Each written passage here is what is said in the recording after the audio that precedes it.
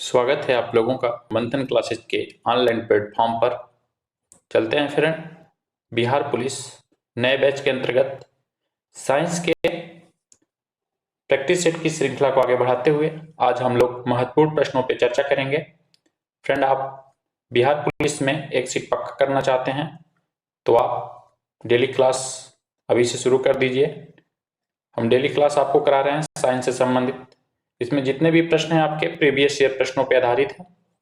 तो चलिए फ्रेंड, आज के हम पहले सवाल पर चर्चा करते हैं।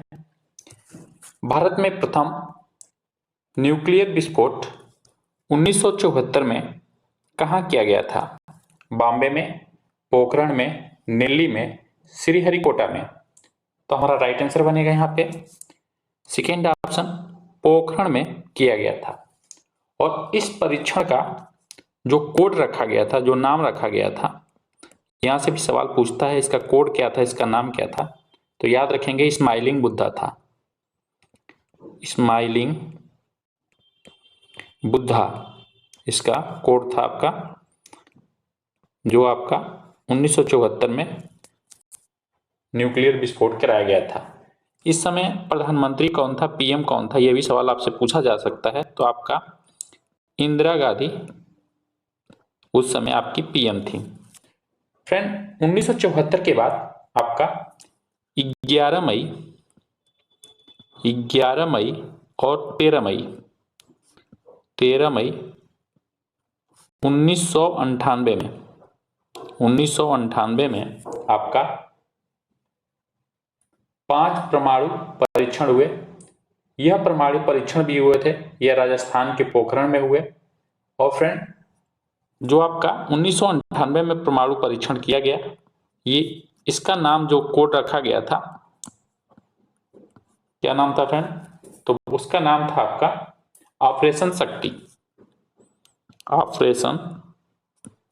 ऑपरेशन शक्ति नाम रखा गया था। यहां से भी सवाल पूछा जा सकता है कि 1998 में जो आपका परमाणु परीक्षण किया गया, उसका कोड या नाम क्या था? तो ऑपरेशन शक्ति था। और इस समय आपके जो पीएम थे, ये अटल बिहारी वाजपेयी थे। और फ्रेंड, इस 13 तारीख को हम एक महत्वपूर्ण दिवस के रूप में भी मनाते हैं। तो दिवस कौन सा है? तो इसे हम राष्ट्रीय प्रौद्योगिकी दिवस के रूप में मनाते हैं। बढ़ेंगे नेक्स्ट सवाल की तरफ। अम्ल वर्षा किसके द्वारा होने वाले पर्यावरण प्रदूषण के कारण होती है? कार्बन डाइऑक्साइड और नाइट्रोजन, कार्बन मोनोऑक्साइड और कार्बन डाइऑक्साइड। थर्ड ऑप्शन दे रहा है ओजोन और कार्बन डाइऑक्साइड। और चौथा ऑप्शन हमारा दे रहा है नाइट्रस ऑक्साइड और सल्फर डाइऑक्साइड। तो राइट आंसर हो जाएगा चौथा ऑप्शन हमारा, नाइट्रस ऑक्साइड और सल्फर डाइऑक्साइड। यहाँ पे राइट आंसर हो जाएगा। अगर नाइट्रस ऑक्साइड और सल्फर डाइऑक्साइड के स्रोत की बात करें कि सबसे ज्यादा कहाँ से ये निकलती हैं, तो ये आपके बिजली संयंत्र जहाँ पे कोयले से विद्युत पैदा की जाती है, वहां पे ये आपकी गैसें ज्यादा निकलती हैं। इसके साथ आपका ट्रक से, कार से, बस से जो धुएं निकलते हैं, उनमें भी आपकी ये प्रदूषण करने में सहायक होती हैं। बढ़ते हैं नेक्स्ट सवाल की तरफ। निम्नलिखित में से किसे जैविक खाद के रूप में प्रयुक्त किया जाता है? नीम, azolla, urea, potassium. Right answer हमारा बनेगा सेकेंड ऑप्शन, एजोला को जैविक खाद के रूप में प्रयोग किया जाता है। यह एक जली फॉर्म है, इसे हरी खाद के नाम से भी जानते हैं। आपका जो एजोला होता है, इसे हरी खाद के नाम से भी हम जानते हैं। बढ़ेंगे अगले सवाल की तरफ। गन पाउडर किस मिश्रण से बनता है? पोटेशियम एवं सोडियम नाइट्रेट, पोटेशियम एवं मैग्नीशियम का सल्फेट, चारकोल, सल्फर एवं पोटेशियम नाइट्रेट, पोटेशियम सल्फेट एवं चारकोल। तो हमारा राइट आंसर जो बनेगा यहाँ पे तीसरा ऑप्शन हो जाएगा, चारकोल, सल्फर एवं पोटेशियम। अगर इसमें चारकोल की मात्रा की बात करें कि गन पाउडर में चारकोल कितना होता है, चारकोल जो होता है आपका, इसका जो परसेंटेज होता है 15% होता है। और आपका पोटेशियम, जो आपका ये पोटेशियम होता है, इसकी मात्रा की बात करें तो ये लगभग 75%। और सल्फर, इसमें जो सल्फर होता है इसका परसेंटेज जो होता है आपका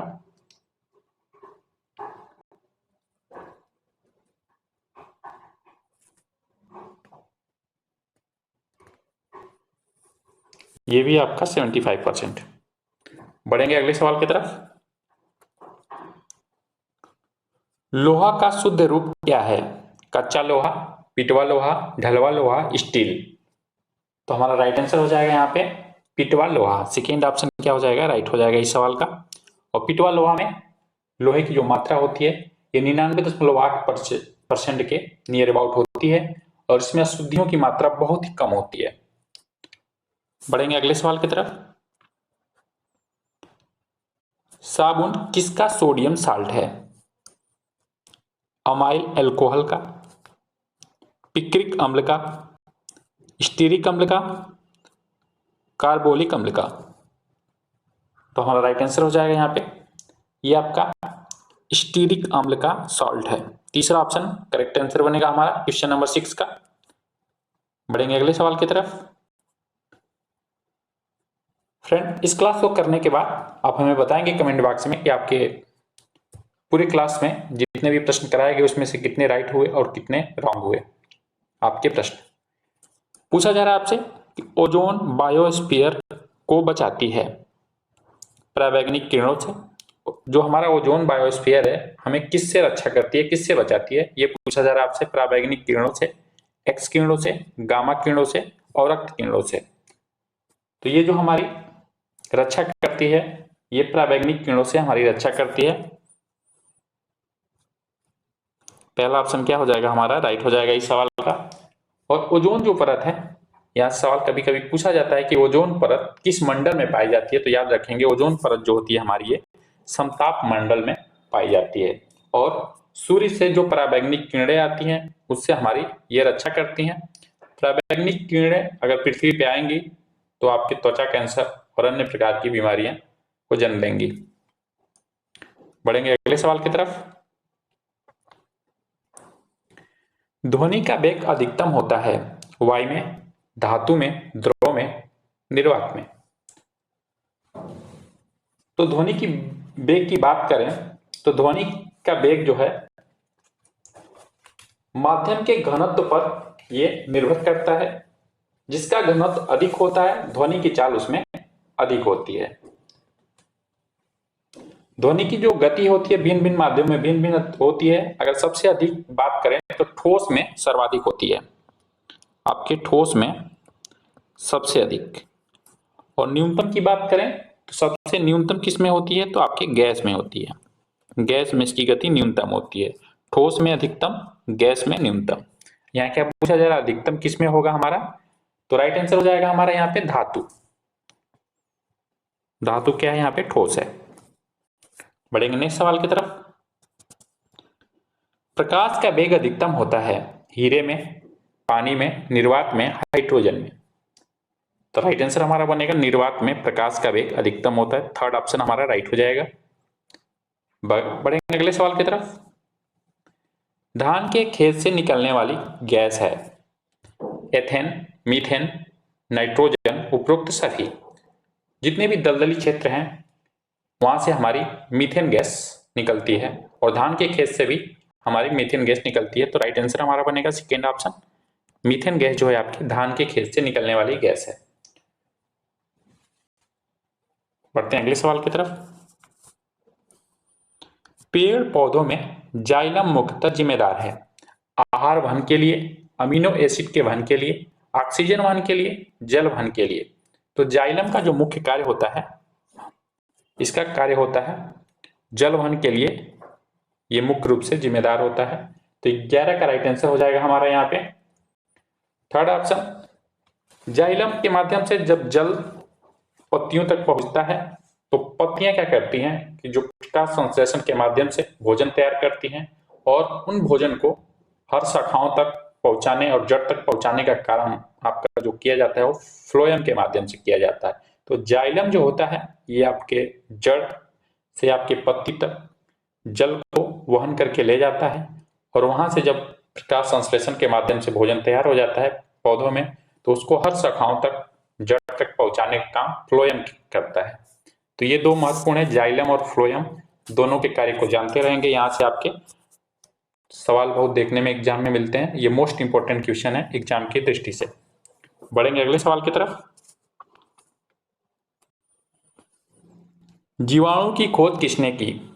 फ्लेमिंग, लेम्बल, टेमिन, ल्यूवेनहुक। तो हमारा राइट आंसर हो जाएगा यहाँ पे चौथा ऑप्शन, ल्यूवेनहुक के द्वारा जीवाणु की खोज की थी। और ये ल्यूवेनहुक जो है सूक्ष्म जीव विज्ञान के जनक के रूप में भी जाने जाते हैं। 1976 में सूक्ष्मदर्शी की सहायता से इन्होंने पहली बार जीवाणुओं को देखा था। बढ़ते हैं अगले सवाल की तरफ। किसने आविष्कार किया कि पेड़ आपके पौधों में जीवन है? Robert Koch, Jagdish Chandra Bose, Benjamin Franklin, Louis Pasteur. तो ये जगदीश चंद्र बोस के द्वारा आविष्कार किया गया था कि आपके पेड़ पौधों में भी जान है, प्राण है। बढ़े अगले सवाल की तरफ। मधुमक्खी कॉलोनी के सदस्य एक दूसरे को किस प्रकार से पहचानते हैं? गंध के माध्यम से, दृष्टि से, नर्तक से, स्पर्श से। तो ये गंध के माध्यम से पहचानते हैं अपने सदस्यों को। तो पहला ऑप्शन हमारा इस सवाल का राइट हो जाएगा। नेत्रदान में दाता की आंख के किस हिस्से को प्रतिरोपित किया जाता है? जब कोई व्यक्ति अपना आंख दान करता है तो उसमें कौन सा ऐसा भाग है जो आपका नेत्र दान किया जाता है या नेत्र दान में वो आपका दूसरे आंख में प्रतिरूपित किया जाता है? कार्निया, लेंस, रेटिना, पूरी आंख। तो राइट आंसर हमारा बनेगा यहाँ पे पहला ऑप्शन कार्निया। कार्निया दान दी जाती है आपके नेत्रदान के दौरान। और यह जो कार्निया होती है दृष्टि पटल के सामने वाला भाग होता है जो कुछ उभरा हुआ और पारदर्शी होता है, यही क्या कहलाता है? कार्निया कहलाता है हमारा। पूरी आंख नहीं दी जाती है, उसमें से कार्निया जो होती है वही आपकी प्रतिरोपित की जाती है। अंतरराष्ट्रीय इकाई पद्धति के अनुसार रेडियोधर्मिता की इकाई क्या है? बेकेरल, क्यूरी, वेबर, गॉस। हमारा राइट आंसर हो जाएगा पहला ऑप्शन वेकलर। बढ़ते हैं नेक्स्ट सवाल की तरफ। पर्णहरित क्लोरोफिल एवं हीमोग्लोबिन में क्रमशः होते हैं, क्या पाए जाते हैं? ये पूछा जा रहा है आपका। पर्णहरित, क्लोरोफिल और हीमोग्लोबिन में क्रमशः क्या क्या मिलता है? तो हमारा राइट आंसर हो जाएगा इसमें मैग्नीशियम और आयरन मिलता है। थर्ड ऑप्शन हमारा राइट हो जाएगा इस सवाल का, मैग्नीशियम और आपका आयरन। बढ़ेंगे नेक्स्ट सवाल की तरफ। इनमें से कौन सी गैस है जो अक्रिय गैस नहीं है? फ्रेंड याद रखेंगे यहाँ पे आपसे क्या पूछा जा रहा है, कौन सी अक्रिय गैस नहीं है? यहाँ पे आपसे अक्रिय गैस के बारे में पूछा जा रहा है। जो अक्रिय गैसें होती हैं वह गैस होती हैं जो अन्य रासायनिक पदार्थों के साथ रासायनिक प्रतिक्रिया नहीं करती हैं, ये रासायनिक यौगिक नहीं बनाती हैं। अगर आवर्त सारणी में आपकी अक्रिय गैसों की बात की जाए तो ये समूह 18 के 7 तत्व हैं जो आपकी अक्रिय गैस कहलाते हैं। इसमें आपका कौन कौन से हैं? तो आपका हीलियम है, आपका नियान है, आपका आर्गन है, इसके बाद से क्रिप्टॉन है और इसके बाद से जेनॉन है,